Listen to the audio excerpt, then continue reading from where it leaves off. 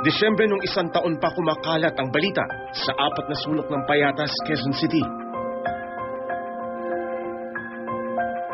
Hinihinalang sindikato ang nangunguha ng mga bata.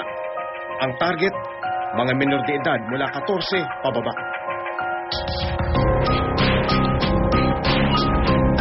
Bakit di umano ng sindikato ang lamang loob ng mga bata para ibenta raw sa black market? Yung bata daw, binalik na, pero wala na pong laman loob.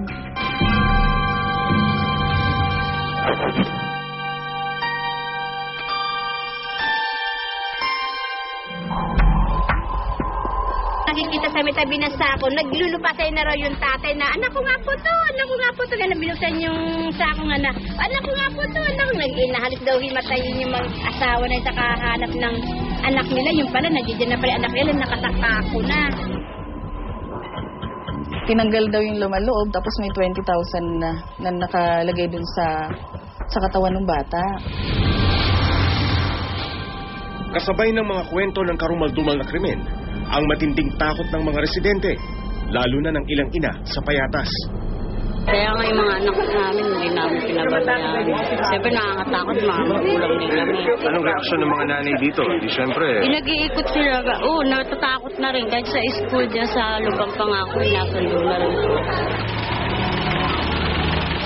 Sa aming pag-iikot sa Barangay Payatas, pati kami, pinaghinalaan na rin miyembro ng sindikato ng mga dumudukot ng bata. Dahil nakatinted na van din daw ang mga ito. Po? Anong business na? Isa pa lang ho, kami. Kayo daw kanina ang nandiyan kanina. Sabi ng mga tagaroon, higpit kami rito ngayon dahil kami dito ang dinadalhan ng mga pinakirukuhanan ng puso at kidney. Inaano talaga namin dahil hinihigpitan namin ngayon ang mga ganitong lalo na bilbilin. Hindi namin kayo makita sa loob. Palagay ko mayroon sindikato. May taong kumukuha, ibinibenta, kasi mahal ang puso, mahal ang kidney. Dito sa Phase 2 ko nakilala ang magkapatid na Lenlen, 7 taong gulang, at Jepoy, 5 taong gulang. Kwento ng dalawang paslit sa akin, umaga ng January 10, habang naglalaro sila sa harapan ng kanilang bahay, may lumapit sa kanilang lalaki at bigla na lang daw silang pinasakay sa isang owner-type jeep. Hindi naman daw sila pinilit na pasakayin sa jeep, pero hindi nila kilala ang lalaki. Kung gaano katagal kayo sa kasama ng mama? Gaano katagal kayo kasama ng mama? Hindi kami dun sa may dito tapos kinuha kami ng mama ni An-Ang. Saan kayo dinala? Saan kayo natulog? Bahay? Sa bahay nila. Nang makarating sa sinasabi nilang bahay, pinakain pa nga raw sila at inalagaan pa ng husto. Isang babaeng nakaputi raw ang nagpakain sa kanila. 2 araw na wala sina Lenlen at Jepoy. Ano pinakain sa inyo? Kanin at saka itlog at saka hotdog. Kanin, itlog, hotdog. Maghapon? Oo? Ay hindi. Tanghali ano? Ganun din. Ano? Adobo?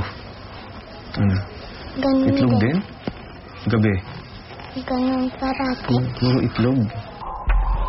Dahil sa mga kumakalat na kwento tungkol sa pagdukot at pagpatay sa mga bata sa Payatas, labis ang naging pag-aalala ng mga kamag-anak ni Lenlen at Jepoy.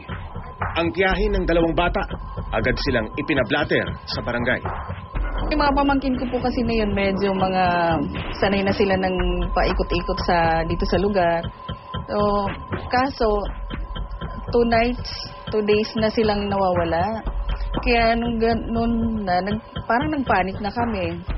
Dahil yung buong mga kamag-anakan na namin, naghahanap na kung saan-saan.